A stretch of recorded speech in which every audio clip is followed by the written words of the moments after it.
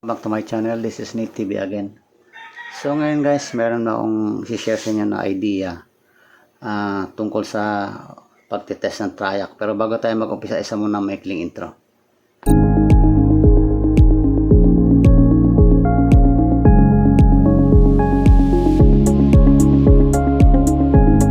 Gagamitin ko ngayong pagtitest ay yung aking series light. Yung series lamp ko na ginagamit ko pan-testing sa mga short ko na mga pagtitesting. Meron ko isasaksak na appliances na hindi ko sure kung okay. So ginagamitan ko ng series light yun para kung may short man, hindi ma-damage yung isinasaksak ko. Mangyayari kasi yun, iilaw lang yung aking series light.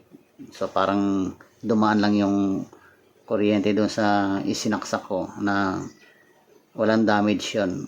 Bali, babalik lang yung sa ilaw, kaya umiilaw siya. So ngayon guys, gagamitin ko ulit yung series light na yan. Ito guys, yung aking ginagamit lagi na series lamp light tester ko yan. Gagamitin ko naman siya guys ngayon sa pagtitest ng aking triac. So ang gagamitin kong sample ngayon guys, itong triac na BT136. Hindi masyado mag-focus. Ayan, BT136. So maraming klaseng triac guys. Merong yung BT series, yung may 137, 138, 139. So ganyan, meron din yung, depende yan guys sa sa mga requirements mo na pirahe paggagamitan mo na project. Yung mga ito, BT136 pwedeng gamitin sa mga light dimmers o kaya sa mga motors, mga AC applications. Ang triac pwedeng gamitin sa AC at DC applications. So na-explain ko na sa inyo kung anong operation ng series light. Ang series light guys, eto sa loob nito guys, sa construction nito, naka-series siya, hindi siya nakarekta sa dalawang wire. Bali ito yung dalawang live wire. Isang live wire, dadaan yung pinaka-terminal ng ilaw. Tapos yung isang terminal naman niya, doon naman nakakonect sa output. Bali dito. So kaya tinag na series siya kasi hindi siya nakakonect. Yung isang wire na live, naka-independent siya rito, hindi siya nakakonect sa light. So dito siya sa kabila siguro, dito o dito. Basta itong dalawang socket na to, isa lang dyan ang line na live, tapos yung isang line dyan naka-series sa ilaw. Okay, so pag meron kang sinaksak rito na may short, iilaw ito. May short or may continuity, nagdikit ng iilaw ito. Okay, so ngayon guys, gagamitin ko siya bilang tester para sa aking triac.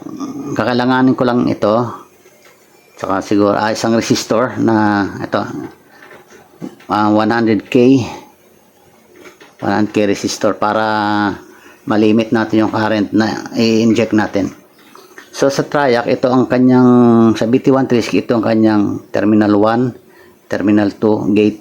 Pwedeng MT1, MT2 gate. Okay, so ang gagawin kong pagtitest, magko-connect ako ng connecting wires. Bali, ito na lang gagamitin ko siguro. Ito. Lalagay ko siya rito. Tapos dito ko connect yung yung ating BT. Ayan. So mangyayari, ang isang live wire dito sa terminal 1, tapos isang live wire nasa terminal 2. So ganyan. Normally naka-open ito, terminal 1 saka terminal 2, walang connection yan unless matitrigger siya ng gate. Kung mag-apply tayo rito ng current, small current sa gate, mangyayari magkakaroon ng continuity itong dalawa, so magdidikit sila, doon siya magkakaroon ng connection.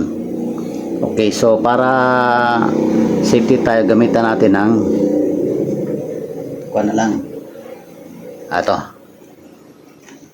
So, ang gagawin natin, terminal, ito na lang gamitin natin. Okay. Kukonek natin dyan. Green.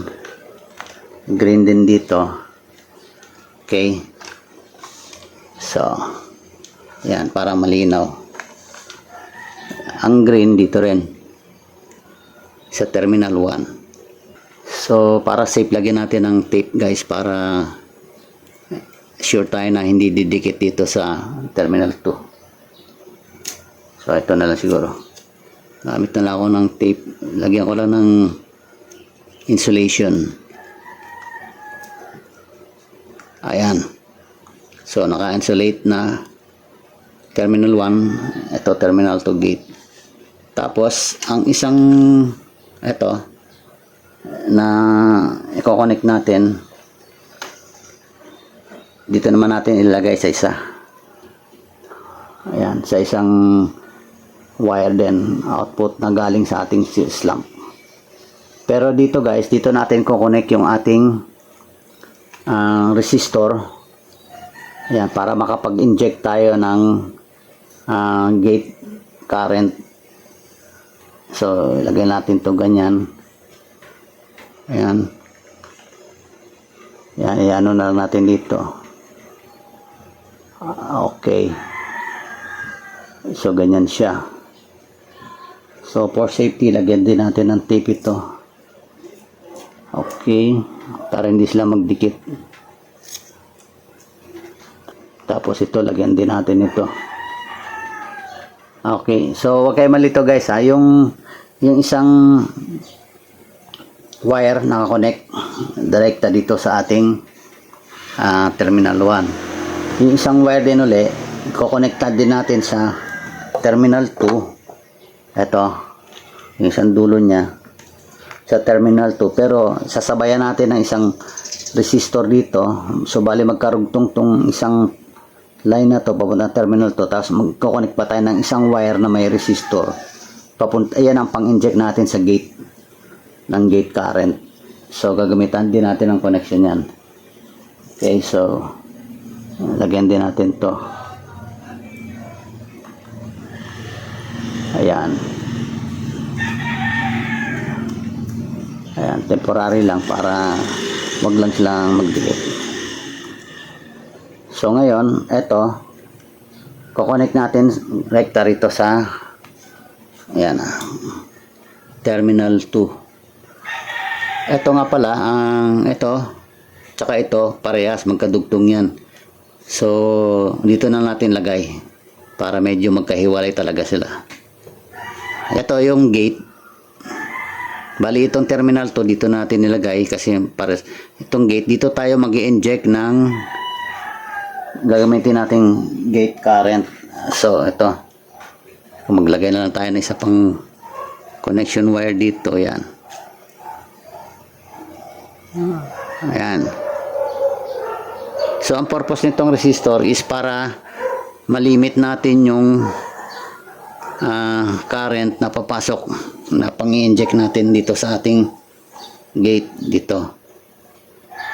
Kasi pag hindi natin nilagyan ng limiting current resistor, baka masira itong pa natin.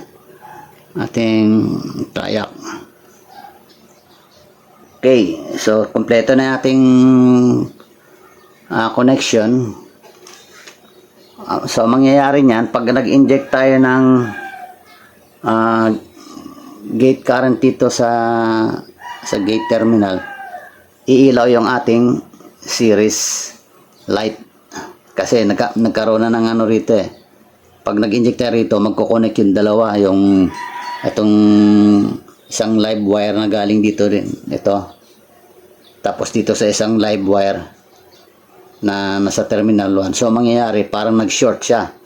Di ba? Ang sabi ko, iilaw ito kapag merong na-detect na short. So, ganyan ang principle niya. So, pag nag-short siya, ibig sabihin, at milaw to, ibig sabihin, good yung ating triac. So, iyan ang pinaka-essence ng pagtitest. Pag gumana yung ganong kwa natin, operation, mapapailaw natin to, meaning, ang triac is good. ito, yan ang itatouch natin dito sa gate para ma-trigger, magkaroon ng gate current. Ito 1 and 2 magko-connect, so para nagkaroon siya ng short, iilaw ito. Okay, so try natin. Okay, saksak ko muna guys. Ito yung saksakan ng ano natin. Ayan, power on. Ayan. So, napansin nyo, hindi umiilaw yung ating bumilya kasi ibig sabihin, walang short, wala sa na-detect na short. So, open line lang siya. Ngayon, pag in-injectan natin guys nito, so, bali ang nangyari, may resistor tayo dito na nakakonekta rin sa isang live na limit yung current niya. Siguro magiging current ito mga point something na lang, 0.4 or 1, pero pag sa actual iba eh. Tignan natin guys, tignan natin kung iilaw siya. Ayun, umilaw siya guys. Dito ko lang sa gate guys, sa touch ayan o, umilaw siya. So nag-draw siya ng 0.4 amperes, 1.3 watts. Yan ang power niya. So good yung ating triac. Okay, so off muna natin. Punutin natin dito para safety. Okay. Yan, wala nang kuryente yan guys. So tanggalin na natin. So meaning good yung ating triac. Maraming klase guys na pag-test nito. Ito yung using AC bolt. AC kasi baliktaran eh. Atras abante yung kuwan yan eh. Ang kanyang signal of frequency. So tanggalin na rin natin to. So napakita ko sa inyo guys na gumana yung ating triac. Meron pa isang klase ng pagtetest nito guys. Kung tutusin, maraming klase pagtetest nito. Ito pa isang guys ng pagtetest nito. Gamit naman ng multimeter. Okay. So tabi muna natin yan. Pwede siyang lagay sa resistance mode or sa diode mode. Okay, sa diode mode, ganito ang pagtetest. Lagay muna natin sa diode mode. Ayan, nasa diode mode. Okay. Pag sa diode mode guys, lagay nyo tong isang probe dyan sa kanyang terminal 2, isa sa terminal 1. Dapat wala kayo makikitang reading. Okay, kahit baliktarin pa natin yan, baliktarin natin.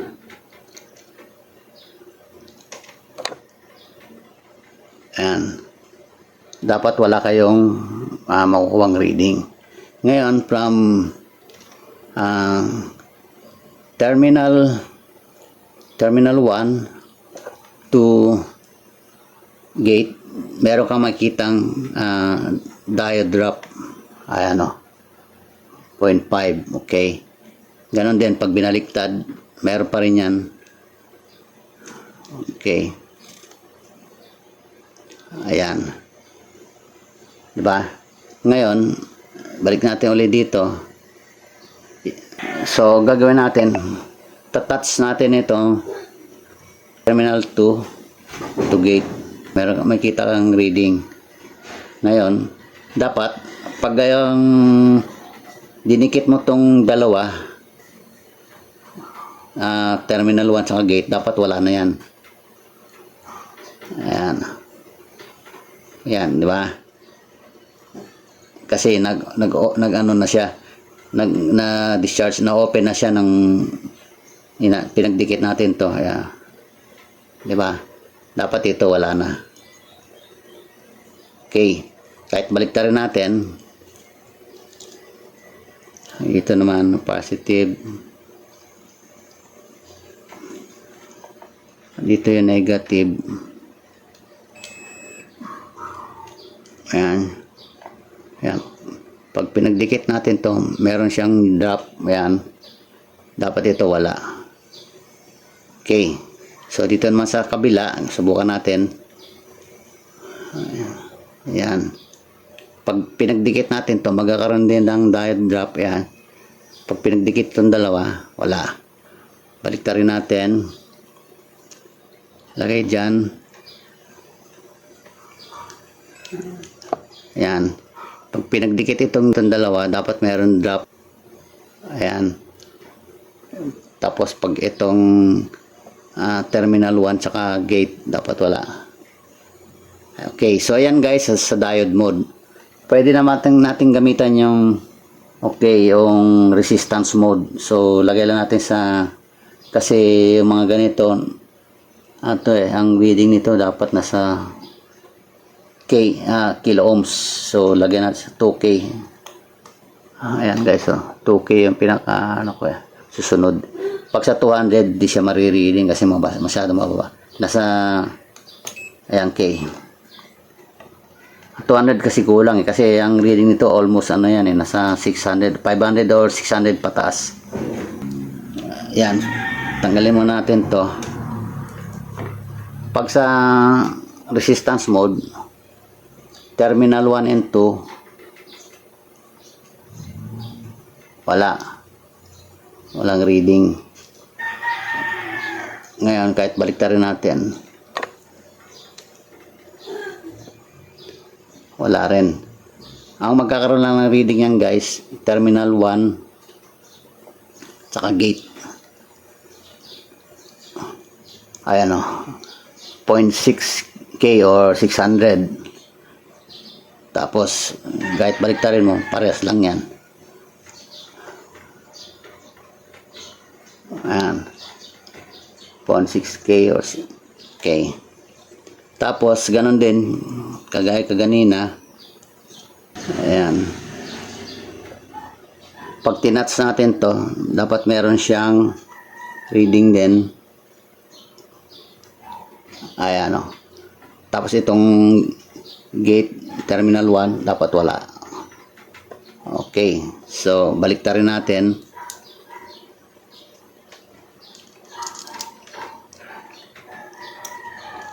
Ayan. Pag tinats natin to, meron siyang resistance. Pag tinats natin tong 1 and gate, wala. Okay. Dito naman tayo sa kabila.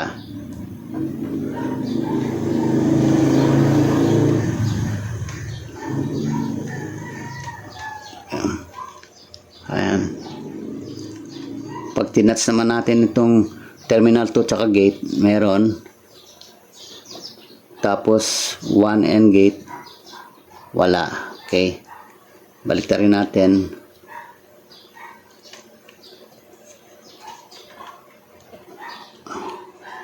Pag tinats natin ulit itong 2 and gate,